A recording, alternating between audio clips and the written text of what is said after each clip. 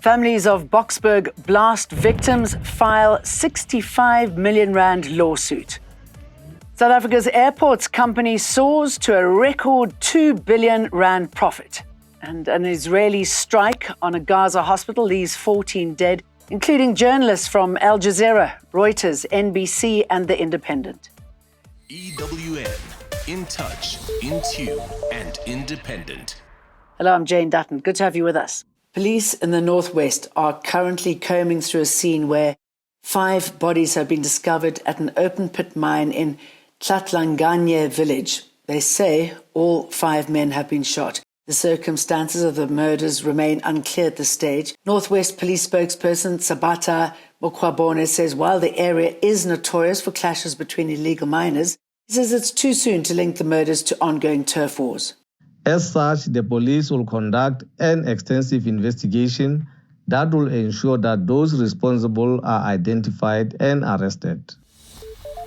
Families of the Boksburg gas explosion victims have filed a 65 million rand lawsuit against 3 parties they say could have prevented the 2022 tragedy. On Christmas Eve, a gas tanker got stuck under a low bridge and exploded, killing 41 people and injuring 26. The lawsuit targets the transport company, a labour broker, and the city of Ekurhuleni, citing negligence, lack of driver training, poor signage, and an inadequate emergency response.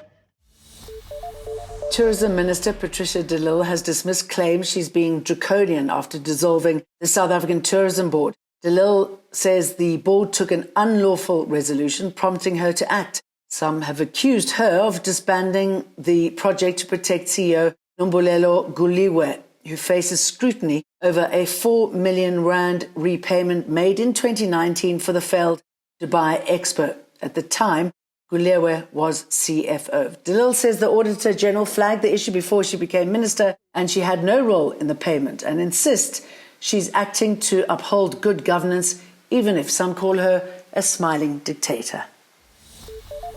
The CEO of the Construction, Education and Training Authority, Malusi Shezi, has raised concerns over the process used to appoint an administrator to lead the SETA. It's one of 3 sector education and training authorities placed under administration by Higher Education Deputy Minister Buti Manamela. Some political parties say the appointments were irregular, with the MK party calling it a, quote, patronage project to benefit ANC-aligned individuals.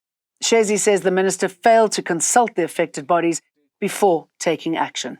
Section 15 is very clear that you can place a SETA under administration, 1, if there is financial mismanagement of its finances, 2, if it's failing to discharge its responsibilities and function in terms of the Skills Act. The other one is extreme, which also still there must be clear reasons. So at this stage, we can't state other than what is said in the statement. 2 people have been shot outside the Mitchells Plain police station today. 1 person died at the scene while the other was rushed to hospital. Police believe the shooting is gang-related. And Cape Town Mayor Jordan Hill-Lewis says giving the city more policing powers could lead to more successful convictions. His comments follow a spike in violent crime across the Cape, including the tragic death of a 3-month-old baby caught in gang crossfire last week. The mayor says while Metro Police are recovering more illegal firearms, 95% of suspects are released due to limited investigative powers. We know that if we take those 400 cases a year, if we could investigate them properly and make sure that they are taken through to prosecution with a full and complete docket without any holes in the case, that we could increase that conviction rate probably 5-fold or 10-fold. Evidence presented in the Western Cape High Court today shows alleged underworld figures Jerome Donkey Boyson and the deceased Mark Liffman and Andre Nordier were being monitored by the Crime Intelligence Division since 2015. Boyson and 11 others are on trial for the murder of steroid king Brian Weinstein. Weinstein was shot dead in his Constantia home in 2017. Proceedings were delayed last week after a file containing some of the recordings extracted from the phones of Boyson and the now deceased Andre Naudé and Mark Liffman was found to be corrupted. Today, proceedings were again delayed after a crime intelligence colonel testifying about the recordings could not play them from his laptop. State Prosecutor Nathan Adrianse explained to the court why the software being used was so complex. The matter will be back in the Western Cape High Court tomorrow. Carlo Peterson, Eyewitness News. Liffman and Naudé, along with 3 other accused in the matter, have been killed since the trial started early last year. South Africa's airports company, ACSA, has reported a record-breaking profit, bouncing back strongly after years of pandemic-related losses. The company posted a net profit of more than 2 billion rand for the past financial year, its highest ever. ACSA says the surge is thanks to the sharp rise in international travel, improved airport operations and cost-cutting measures. The company is now focused on expanding infrastructure and improving passenger experience across its airports.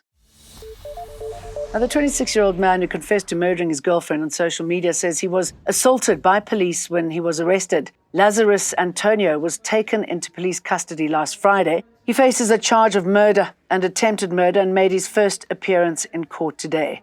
Gaugelo Marota was stabbed to death outside a tavern last week. Murder-accused Lazarus filmed the crime scene and also filmed himself confessing to the crime and apologizing. At the time of his arrest, he was assaulted by the police. He's also got some injuries which are visible on his, I think, the left or right eye. Gaugelo's father says they are very frustrated. Persons with disabilities have been picketing outside the Cape Town Civic Centre against cuts to the Dial a Ride service. The service, which is used by disabled people to move around the city, will be scaled back from September the 8th. The service will only be available for wheelchair users and people with severe walking impairments. That means people with visual and cognitive impairments, the elderly, and organizations using the service to transport people with disabilities will be excluded. The city says the changes are due to budget constraints. Why is the cycle lane so important? Because our premier might ride a bike and he has 2 functional legs. But what about those that cannot walk? That service has been stripped away. 4 journalists have been killed in Gaza following a bomber at Nasser Hospital. It's understood Israel launched an airstrike on the hospital earlier today, killing 14 people, including the journalists. Gaza's government media office says the journalists worked at Reuters, Al Jazeera, The Independent, as well as the NBC network. The casualties add to the growing number of media workers targeted and killed in Israel's offensive against Gaza.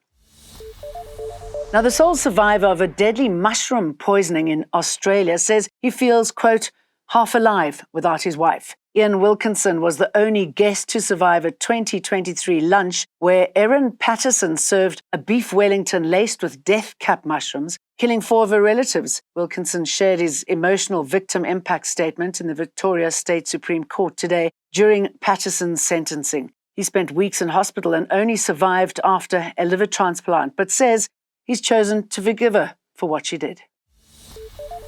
We'll see you for more again tomorrow. EWN, in touch, in tune, and independent.